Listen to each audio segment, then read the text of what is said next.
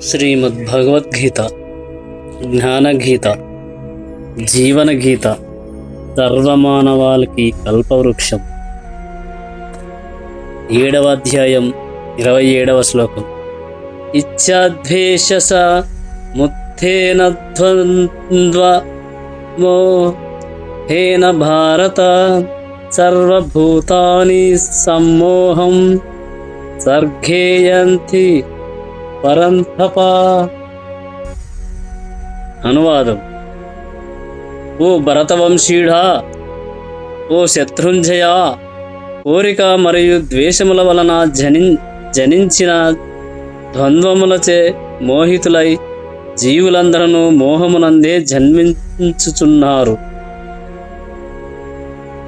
భాష్యము: శుద్ధ జ్ఞాన స్వరూపుడైన దేవాది దేవునికి ఆధీనుడై ఉండుటయే జీవుని సహజ స్థితి. అట్టి శుద్ధ జ్ఞానము నుండి జీవుడు మోహముచే విడివడినప్పుడు మాయాశక్తికి లోబడి దేవాది దేవుని గ్రహింపజాలడు.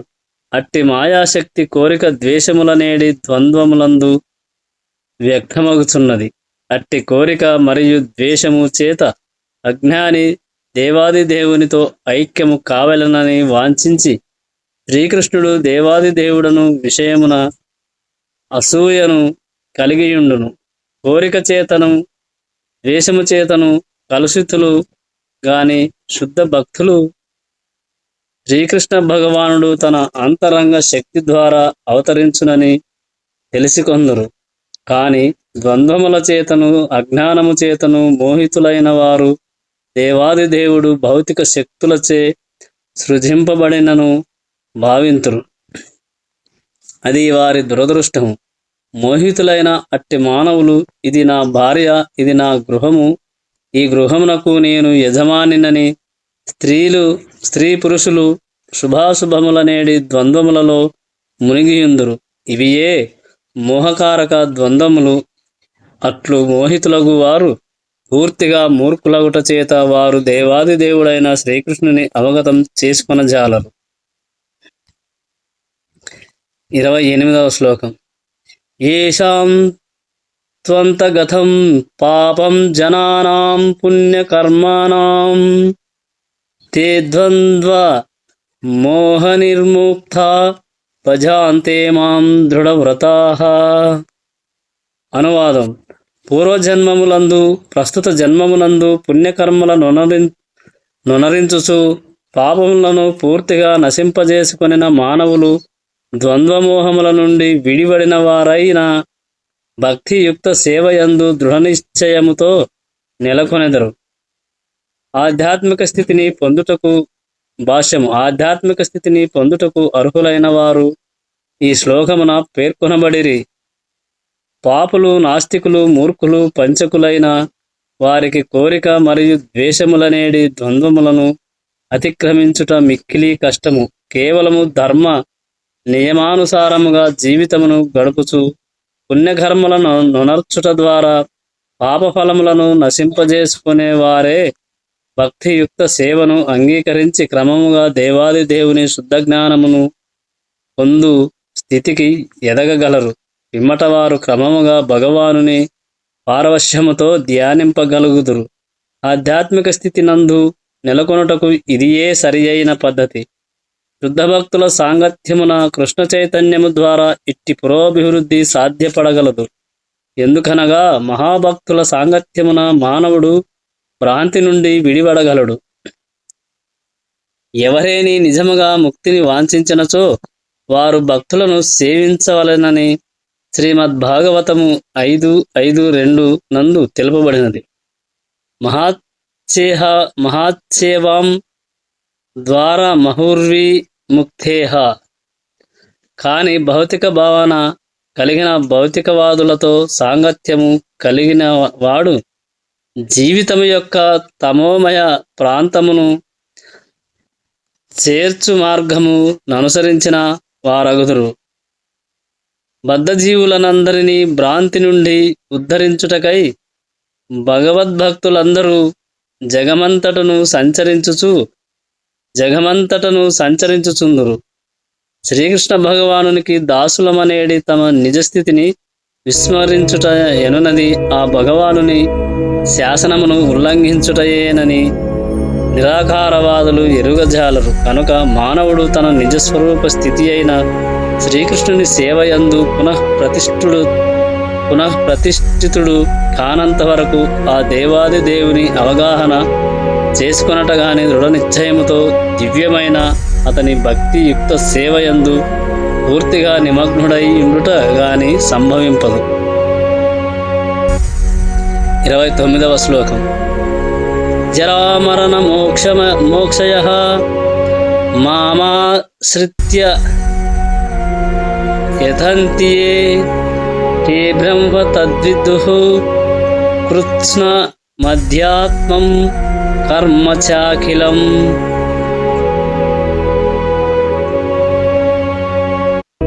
అనువాదం.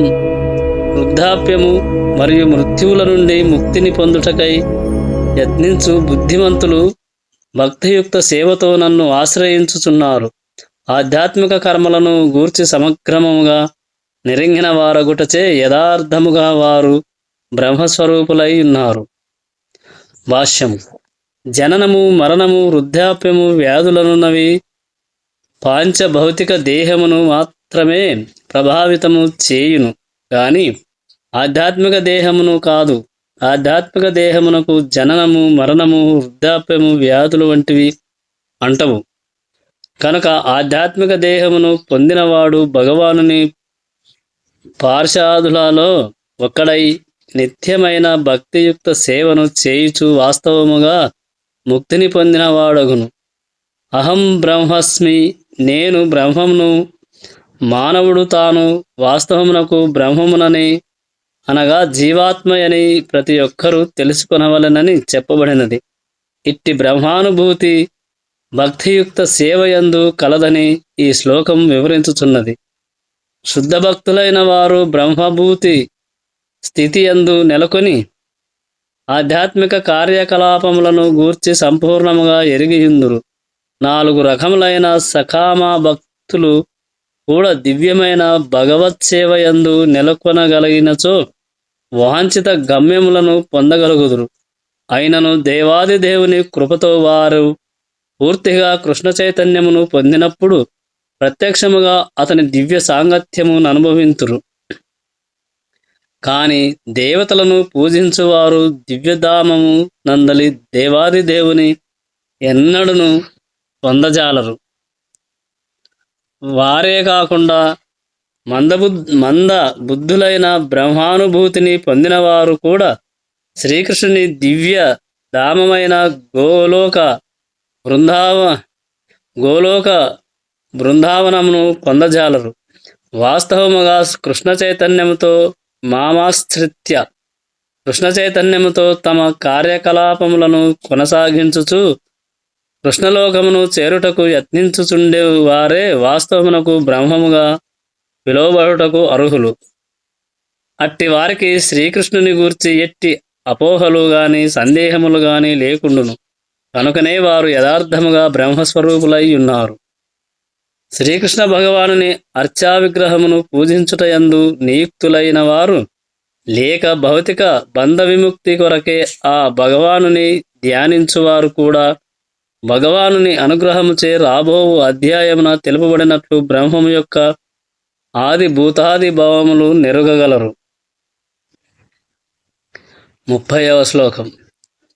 సాది భూతాది దైవం మాం సాధియజ్ఞం చే విదుః ప్రయాణకాలేపి చ మాం తే విధుర్యుక్త చేతసః.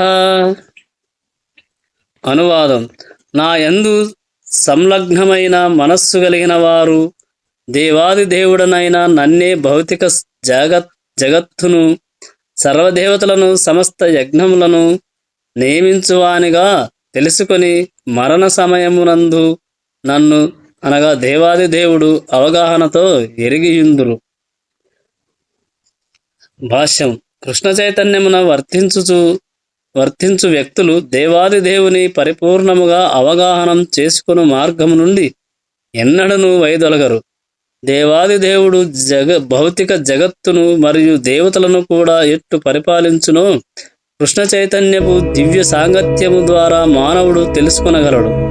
అట్టి కృష్ణ చైతన్యముతో గల దివ్య సాంగత్యము ద్వారా మానవుడు క్రమముగా దేవాది దేవుని యందు పూర్తి విశ్వాసమును పొందును. అట్టి కృష్ణ చైతన్యవంతుడు మరణ సమయమున కూడా శ్రీకృష్ణుని మరవబోడు. ఆ విధముగా సహజముగానే అతడు దేవాది దేవుని కృష్ణలోకమైన గోలోక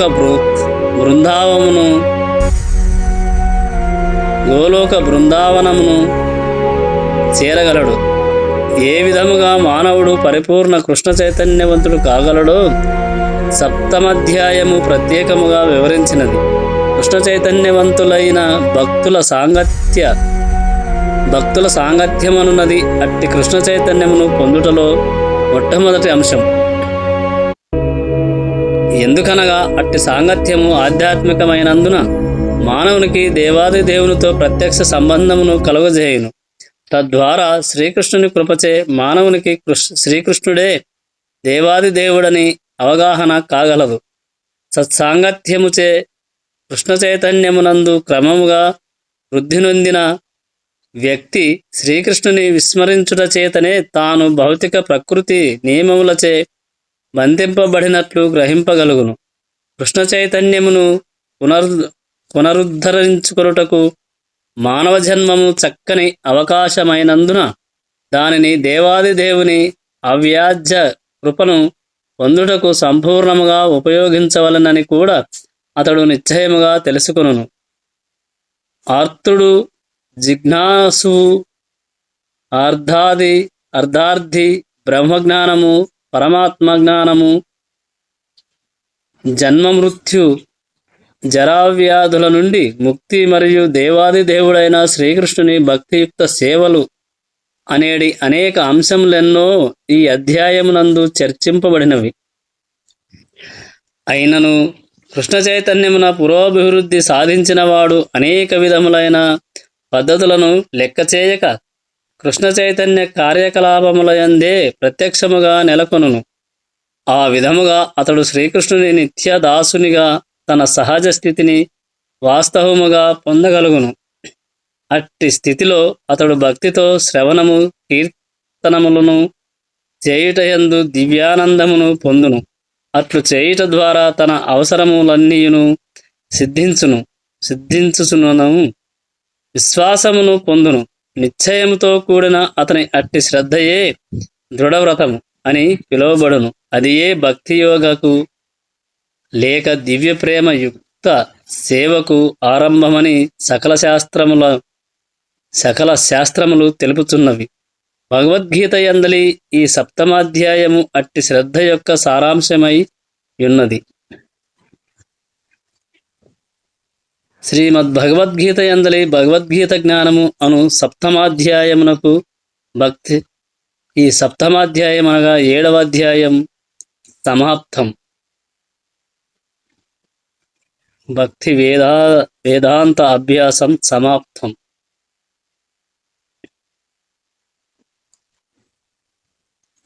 8వ అధ్యాయం రేపటి వీడియోలో తెలుసు.